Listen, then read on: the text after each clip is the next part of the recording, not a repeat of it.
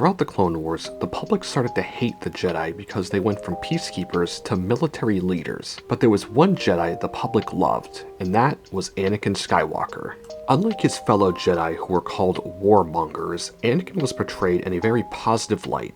Anakin was thought of as this demigod of sorts, who would fight courageously on behalf of the Republic and its citizens, even given the nickname the hero with no fear. But why was Anakin's media coverage so much different than all the other Jedi? Well, that comes down to one thing: Palpatine. As the Supreme Chancellor of the Republic and the Sith mastermind Darth Sidious, Palpatine controlled both sides of the Clone Wars from the shadows. Before the Clone Wars even began, Palpatine decided that Anakin would rule the galaxy at his side and become his final Sith apprentice. While his current apprentice Count Dooku was very powerful, Dooku was just a pawn in this whole scheme of things. Palpatine would eventually replace Dooku when he deemed Anakin was ready to become his new apprentice. Palpatine went out of his way to convince the public that Anakin was the good Jedi, showing the public how Anakin was brave and also a great leader.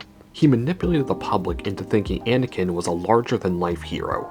Because Palpatine controlled both sides of the war, he would know which side would likely win certain battles. He also knew which battles would be the most newsworthy. Palpatine strongly encouraged Anakin was at these important battles where he knew the Republic was very likely to win. Beyond the propaganda, Anakin was admired by the people he fought alongside as well, especially the clone troopers. Anakin treated his clones as individuals, not as expendable units. He would never ask his troopers to take a risk that he wasn't willing to take on himself, and he was more down to earth than a lot of his other fellow Jedi. One huge example of Palpatine trying to prop up Anakin in a positive light was when he requested Anakin be the one to hunt down General Grievous in Revenge of the Sith. Palpatine planned to use Anakin's triumphant win over General Grievous, who was a hated figure in the war and the commander of the droid army, to his advantage. This could propel Anakin's popularity to demigod status, even painting him as the hero of the Republic, as to this point, Anakin had already killed Count Dooku. With Anakin being the one to take down two of the biggest figures on the Separatist side of the war, his accomplishments would immortalize him forever. While the Jedi Council denied Palpatine's request and sent Obi-Wan to take out General Grievous instead.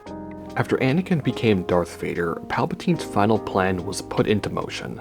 Anakin's final mission to save the Republic would be wiping out the entire Jedi Order, which the public hated at this point. With how popular Anakin was in the eyes of the public, Palpatine would have no problem converting the Republic into the First Galactic Empire. Anakin being so loyal to Palpatine would only boost Palpatine's popularity and influence over the galaxy, as the hero of the war supported him in this newfound empire. This would just give Palpatine even more control over the people, and basically the ability to do whatever he wanted without being second-guessed. After Anakin's loss to Obi-Wan on Mustafar, Palpatine's grand plan got completely foiled as Anakin was burned alive and was unrecognizable at this point. Palpatine considered leaving Anakin for dead, but decided against it and saved Anakin just to imprison him in a new suit as punishment for his failure. Darth Vader now became the enforcer for the Empire out of fear alone.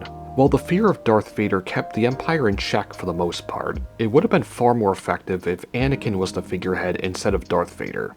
The public would have been far more supportive of this new empire with Anakin around, as he was thought of as the person who saved them during the war, where eventually an uninjured Anakin would overthrow Palpatine and would become the new Emperor of the galaxy. Well, if he never lost to Obi-Wan, that is. But let me know, what do you think of Palpatine's grand plan, and do you think it would have worked better if Anakin was the enforcer for the Empire rather than Darth Vader? But anyway, I hope you enjoyed, and I'll catch you in the next one. Peace.